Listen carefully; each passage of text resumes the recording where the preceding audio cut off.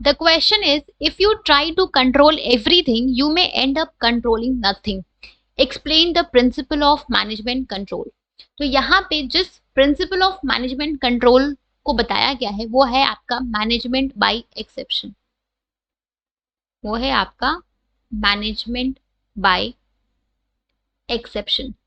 ये जो आपका प्रिंसिपल है मैनेजमेंट बाय एक्सेप्शन, इसमें क्या कहा गया है कि आपको हर एक डेविएशन की एक परमिसेबल लिमिट बनानी है कि अगर डेविएशंस आपकी उस लिमिट के बियॉन्ड होगी then only management will give it immediate attention.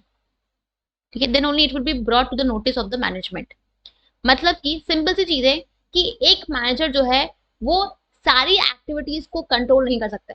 एक ऑर्गेनाइजेशन में एक दिन में हजारों एक्टिविटीज होती है, तो सबके ऊपर चेक रखना, सबके ऊपर कंट्रोल रखना, ये चीज पॉसिबल ही नहीं है। अगर वो ये चीज करने जाएगा तो वो कुछ भी कंट्रोल नहीं कर पाएगा।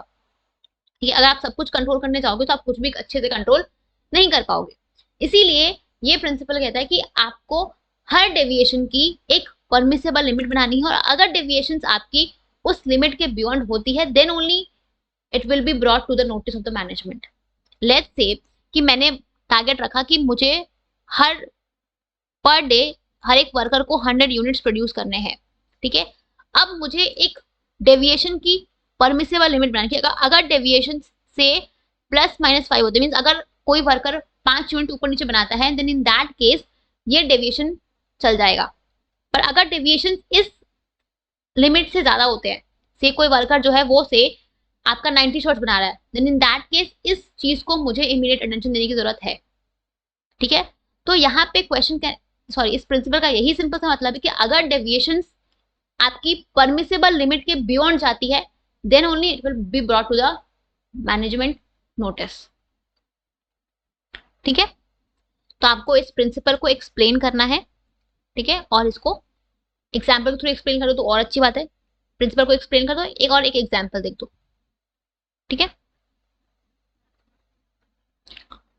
तो आप इसको लिख सकते हो कि if according to this principle, according to this principle, manager should give attention to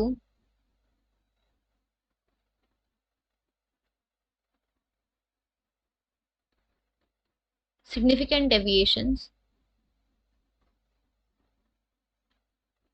only if they